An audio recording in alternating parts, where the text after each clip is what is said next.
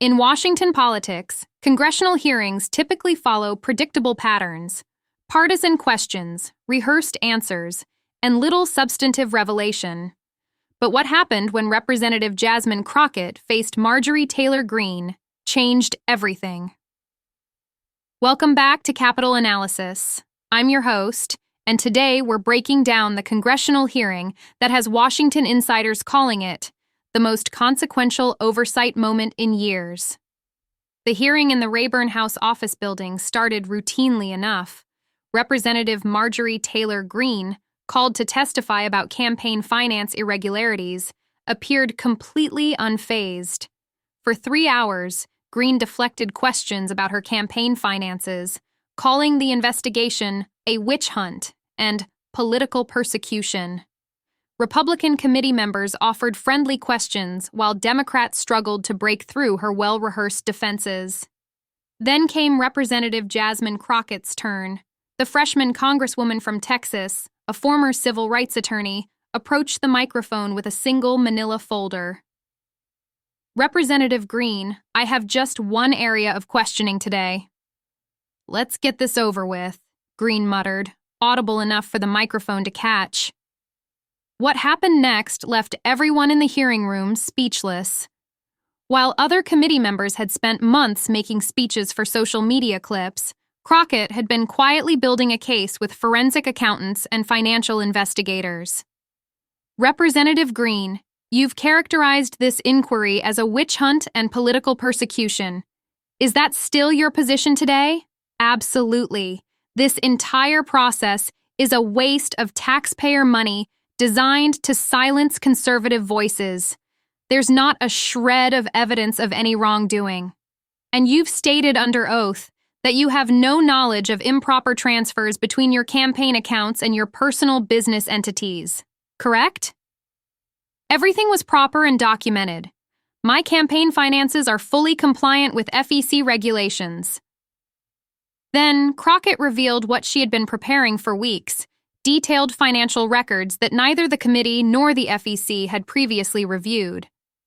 "I'd like to direct your attention to a series of transactions between your campaign committee and Taylor Commercial LLC between January 15th and March 30th of last year." The documents weren't flashy or sensationalized, just columns of dates, amounts, and account numbers. But their impact was immediate. Committee members who had been half paying attention suddenly leaned forward. Journalists in the press gallery stopped scrolling through their phones. Specifically, on January 22nd, your campaign transferred $217,000 to Taylor Commercial LLC for what was described in the private ledger as consulting services. However, no such expense appears in your FEC filings for that quarter. Can you explain this discrepancy? "I don't have those records in front of me. I can't comment on specific transactions without reviewing them with my team." "I understand. Let me help refresh your memory." Crockett methodically presented official bank statements showing the transfer, followed by internal accounting notes, in what appeared to be Greene's own handwriting, describing the purpose of the funds as personal property acquisition, Lake House down payment. To be perfectly clear, this transaction shows campaign funds being transferred to your business and then used for a personal real estate purchase, which is not only omitted from required FEC filings, but also appears to violate federal law regarding the personal use of campaign funds. The silence in the hearing room was deafening. Greene's confident demeanor visibly cracked. "Those documents are clearly fabricated. This is exactly the kind of political hit job I've been talking about." "These aren't fabricated, Representative Greene. They were provided by a former accounting employee of Taylor Commercial who was concerned about potential legal exposure. The committee has verified their authenticity with the financial institutions involved. We have affidavits from bank officials confirming these transactions, as well as forensic analysis of the handwriting on the internal memo." Then Crockett delivered the knockout blow. "The transaction I've just shown you wasn't an isolated incident. The same pattern appears with 6 additional transfers, totaling approximately $1.4 million over the 3-month period." Using a laser pointer, Crockett meticulously outlined how campaign funds were transferred to Greene's LLC, omitted from FEC filings, and subsequently used for personal expenses. These personal expenses included the $217,000 lake house down payment we just discussed, a $97,000 vehicle purchase, approximately $240,000 in home renovations, a $63,000 family vacation to Turks and Caicos, personal jewelry purchases exceeding $175,000, a $320,000 wire transfer to a private investment account, and $86,000 in home furnishings. With each allegation, Crockett presented corresponding evidence, vehicle purchase agreements, contractor invoices, travel receipts, and store purchase records. In total, our forensic accountants have identified $1,026,150 in campaign funds that were diverted for personal use over this 3-month period alone. None of these transfers or their ultimate purposes were disclosed in FEC filings as required by federal law. Greene's composure, maintained through hours of previous questioning, finally broke. She turned to whisper urgently to her attorney while her face visibly flushed. Who provided these records? Whoever took these documents committed a crime. They had no right to access private business records. The legal status of how the documents were obtained doesn't change the facts they reveal.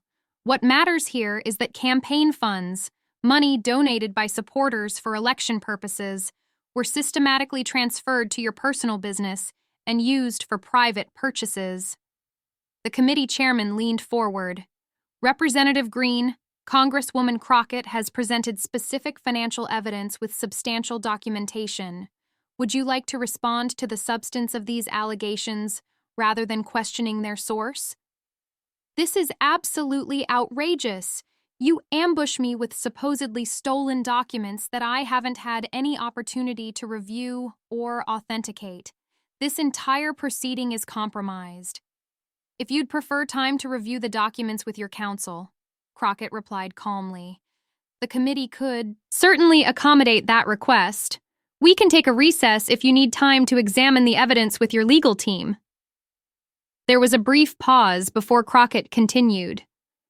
But I should note that we have additional documentation regarding how these transactions were concealed from the FEC, including text messages between you and your former treasurer discussing the need to, quote, keep these transfers off the books. The mention of text messages visibly jarred Greene. After a whispered exchange with her attorney, they requested a recess.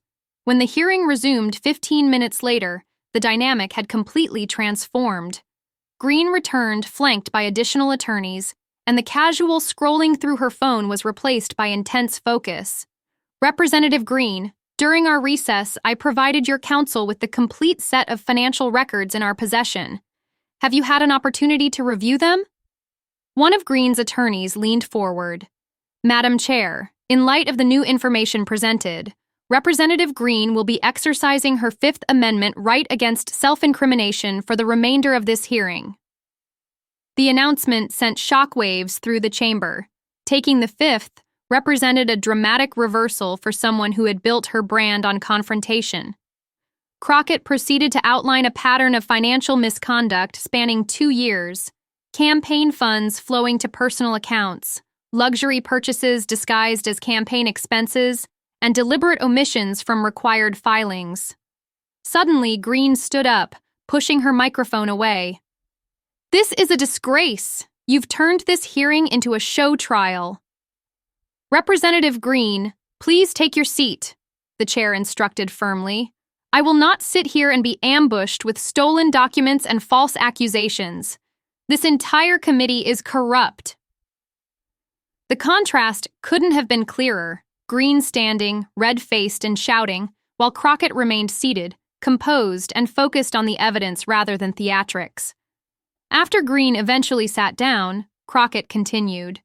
What made these violations particularly concerning was the coordinated effort to conceal them from FEC investigators during the initial inquiry. On screen appeared damning text messages between Greene and her staffers about concealing the transfers from FEC investigators. From Greene, Those were never campaign-related anyway, so not their business. From staff. But they came from the campaign account. From Greene. That's why we ran them through the LLC first. Not traceable. Don't worry about it. Representative Greene has exercised her Fifth Amendment right, which I respect, Crockett stated. But the evidence speaks for itself. Campaign funds were systematically diverted for personal use, deliberately concealed from required disclosures, and then actively hidden when investigators began asking questions. These aren't political accusations. They're documented facts that transcend party affiliation. The American people deserve accountability regardless of party, position, or power. Greene unmuted her microphone. You think you've accomplished something here. This is all going to backfire. My constituents know this is a political hit job. Representative Greene, this isn't about politics. It's about the law. The same law that applies to every American applies to members of Congress, too. The chair called for a vote to refer the matter to the House Ethics Committee and the Department of Justice. The motion carried with even 2 Republican members voting in favor. A rare bipartisan moment underscoring the seriousness of the evidence. Within minutes, clips of the confrontation exploded across every major news outlet and social media platform. CNN announced, Crockett reveals documented evidence of campaign fund diversion. Fox News reported more cautiously. Greene faces ethics referral after financial allegations. MSNBC led with, Greene takes fifth after Crockett presents financial records. Legal analysts across networks outlined the potential consequences. Converting campaign funds to personal use isn't just an FEC violation. It potentially constitutes wire fraud, which carries serious criminal penalties. The text messages indicating deliberate concealment could support obstruction charges as well. By evening, the Department of Justice had issued a brief statement acknowledging they had received the referral from the House Committee and were reviewing the materials provided. Greene released a fiery video statement on social media. The deep state is coming after me because I stand with President Trump and the American people. They doctored evidence and ambushed me because they're terrified of our movement. But the narrative wasn't gaining the traction her previous controversies had generated. The specificity of the evidence made vague accusations of doctored evidence ring hollow even to some supporters. Political analysts noted what made the hearing different from past congressional confrontations. What we witnessed was a masterclass in effective questioning.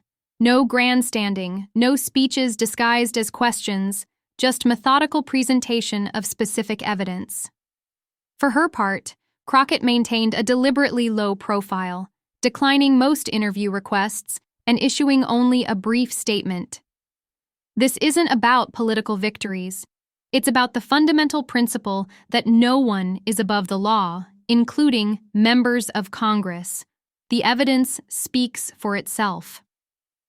A week after the hearing, the House Ethics Committee announced a formal investigation with unusual bipartisan support. Banks involved in the transactions confirmed they were cooperating with inquiries from multiple federal agencies. The longer-term implications extended beyond Greene's individual case. Other representatives with questionable financial arrangements were reportedly consulting attorneys and conducting internal reviews of their own records. In an era when political theater often overshadows substance, the Crockett-Greene confrontation demonstrated that evidence still matters. When detailed financial records meet vague accusations of persecution, the records win. As Jasmine Crockett demonstrated in that hearing room, accountability isn't about who shouts the loudest. It's about who brings the receipts. Thanks for watching. If you found this analysis valuable, please subscribe and share.